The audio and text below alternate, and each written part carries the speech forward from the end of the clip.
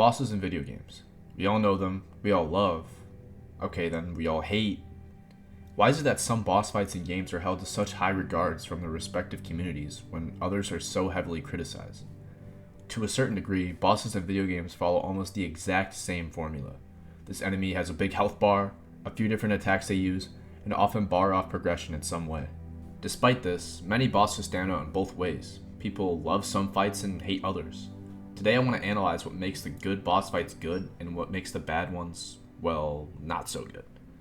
I'm going to use a small sample of bosses from games that I own and have personally played to prove my points, which isn't a huge list of games and bosses. So if there's a boss that you think should have been on here for a certain category, then feel free to leave a comment below with that boss and why they represent the category better.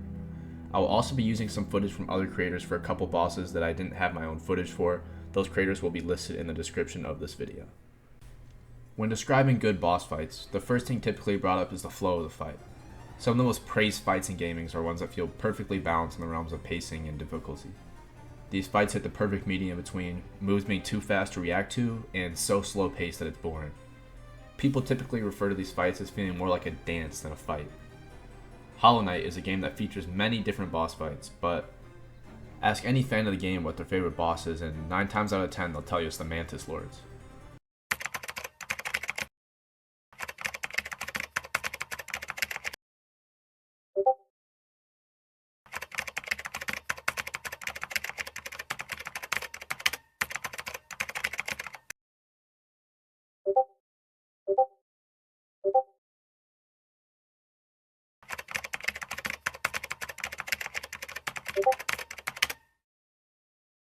Anyways, I literally don't think I can say anything good about this fight that hasn't already been said before. To sum it up, it's just a fun fight. The pacing and flow I mentioned before are on full display here, as the Mantises attack one after the other, giving player just enough time to dodge and attack back. This is something I'll get into a little later, but for now, just sit on the concept of a boss doing an action and the player's reaction. The Mantis Lords fit this dance-like description so well as the player is always moving and reacting to the seemingly never-ending attacks of the boss with little to no downtime. The pacing of the fight is deliberately set as each Mantis will attack slightly after the other, meaning they can never attack in a way that seems impossible to dodge, but quick enough to keep the player locked into the fight. Later I'll touch on the topic of duo bosses and why many people dislike them, but despite having 3 separate entities, the Mantis Lords escape this category as they move together in a way that keeps the fight fair and most importantly fun.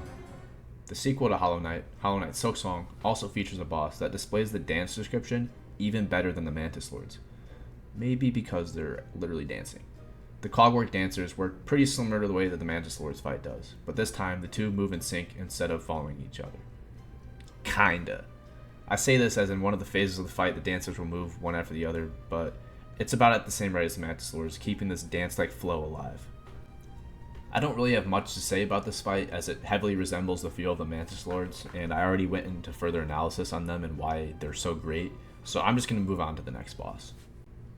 Moving in a slightly different direction, we have some raid bosses from Destiny 2. If you haven't had the pleasure of doing a raid from either Destiny game, then you've missed out big time. These activities were the pinnacle of, well, once great games, and their boss fights tended to stay at the center of their accomplishments. Destiny raid encounters typically require 6 different players working well together in order to complete them, and the boss fights are no different. There are so many good bosses to choose from in the franchise, but I settled a couple of my favorites that also prove my point well. When brainstorming different Destiny bosses for this video, one really stuck out in terms of team coordination. Oryx the Taken King is a boss that requires all 6 fire team members to be on the same page the entire encounter. I'm not going to go into depth on how this encounter works as it doesn't really fit the spirit of this video, but I do want to connect it back to the dance-like feel of good boss fights. When looking at the boss from a solely player to boss perspective, it doesn't really look that great. There is minimal interaction between the player and Oryx. But when looking at the encounter as a whole, there's a lot of interaction between the player and all the other players in the team. Destiny raid encounters and bosses are a rare type of gaming experience in which that dance-like feel that makes other boss fights so good is actually felt between the team instead of the boss itself. Switching plates and calling out the route for the runner needs to flow well for the team to be successful. Another one of my favorite bosses in Destiny 2 feels very similar. Atrax 1 Fallen Exo is a boss from a different raid. It requires the fire team to make callouts of which boss is the correct one to hit, but also coordinate the time window of when to attack it. Only when you pass the buffs around, take and send back down elevators, and finally have the team attack as one can you defeat the boss. Success is only found when the team is able to dance together.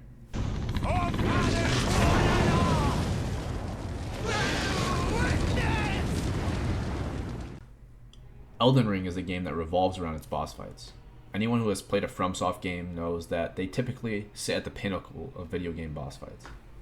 My favorite boss from Elden Ring is actually not a very popular choice. Godrick the Grafted is a boss that many people deem as too easy, and I agree with this. It isn't a very difficult fight. But even though it lacks difficulty, it is a very fun fight. I want to now go in depth with the concept of boss action and the player reaction that I brought up earlier. When comparing the pacing of the Godrick fight to a fight like Margit, this concept is much easier to see. Godrick's fight is spent mostly toe-to-toe as he has many different attacks that can be punished, while Margit's fight is spent mostly trying to bait out the couple attacks that you can easily punish.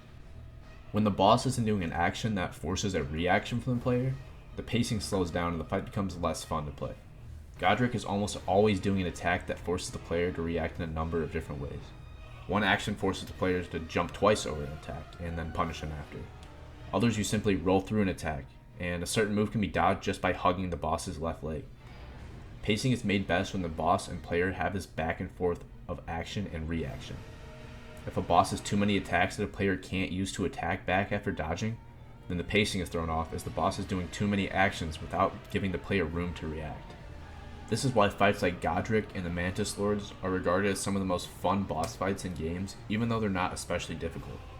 The developers chose to let the players constantly react and attack the boss almost as often as the boss attacks them, which causes the lack of difficulty, but also makes the pacing of the fight way more fun. So far, I've talked a lot about pacing and flow of boss fights, but not much about other aspects. Things like spectacle or story significance can also play a massive role in how good a boss is. A boss that I think perfectly suits this is the Hollow Knight. When looking back on the fight, yeah, you might think, oh yeah, that was a pretty fun fight, but I'm willing to bet that most people remember the boss because of his story significance. They remember the way that they felt when he first started stabbing himself, how they felt when he started to fall over, and how they felt when the music shifted to a much darker tone. The Hollow Knight doesn't need a cutscene or any dialogue to convey his tragic story. Instead, as the player fights him, it is shown that the Hollow Knight isn't in control of his own body, and he hates what the infection has done to him and the kingdom. Bosses like this stick out not for the fight itself, but the reasons behind it, repercussions of it, and the stories they tell. This is also how you get bosses like the Demon Dragon in Tears of the Kingdom.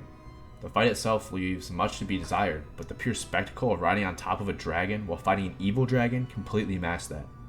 Most people wouldn't say bosses like this are good fights, but they would still say it's a good or cool boss. These bosses go to prove that having a good enough significance and spectacle or story is enough to warrant positive reactions to the boss fight. I've talked a lot about bosses that I personally really like and what makes them and other fights so good. But what is it that makes other bosses so bad?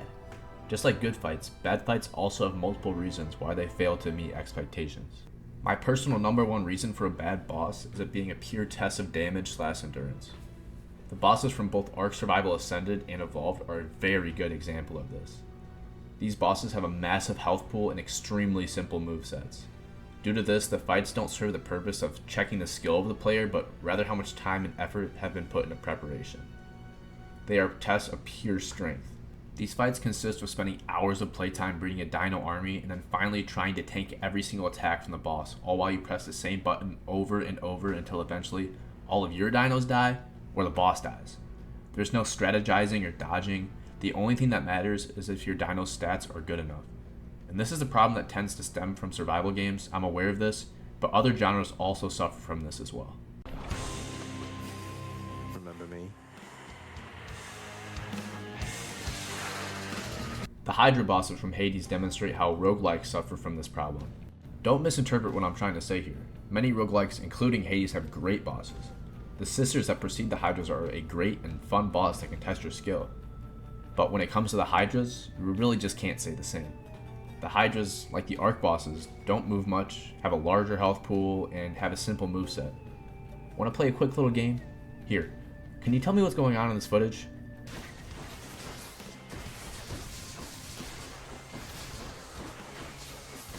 Yeah, me neither. This is because the best strategy for this fight is to spam 2 buttons and hope that you don't get hit. And this, at least this is what I've seen this fight is because this boss serves to test if your build is good enough at this point in a run. You can still skillfully and deliberately dodge all the attacks, but due to the nature of Hades' combat and the way the boss moves, this isn't really the best strategy. When bosses like these take away all of the reaction from the player, the fight suffers heavily for it. While the good fights keep the balance of boss action and player reaction, these fights are simply the boss and player acting independently of each other. Beating these bosses doesn't feel like you outskilled them in a fight, but instead that you were just stronger than them to begin with. When talking about bad or hated boss fights, you have to bring these guys up. The Godskin Duo is an infamous boss fight from Elden Ring. It is a duo boss, which means you fight two bosses at the same time, but this isn't the same way that you fight the Mantis Lords or Clockwork Dancers at the same time. Instead of moving together and setting a pace for the player to follow, the Godskin Duo both fight as if they were a singular boss fighting the player. This causes a lot of frustration as you tend to get hit from an attack that is off screen or hit by attacks that have borderline impossible dodge windows because both bosses attack at staggered times. When given two action inputs, it makes it very hard for the player to make the correct reaction. When fighting the bosses mentioned before, the player is always given one action to react to at a time, never two at once. That is why they are regarded as some of the best and most fun fights in gaming, while the Godskin Duo is one of the most hated. Now, I've given plenty of examples for why both certain fights are good and why certain fights are bad, but what is it I've really been saying this entire video? Well, to make a good boss fight, you must either make it fun to play or enjoyable in story or spectacle.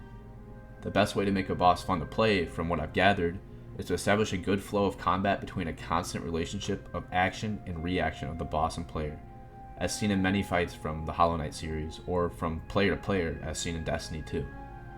You also must avoid making bosses with large health bars and simple movesets like the ones in Ark, and keep the fight feeling fair, unlike the Godskin Duo from Elden Ring. So, what makes a good boss? A good boss is fun, fair, and stimulating. In other words, anything but these guys. Thanks for watching my analysis on video game boss fights. I had a lot of fun revisiting what makes some of my favorite bosses so good, and I hope you had fun watching. As said in many of my other videos, I'm still early in my career of making this kind of content, and a comment of feedback is way more appreciated than a like or a subscription.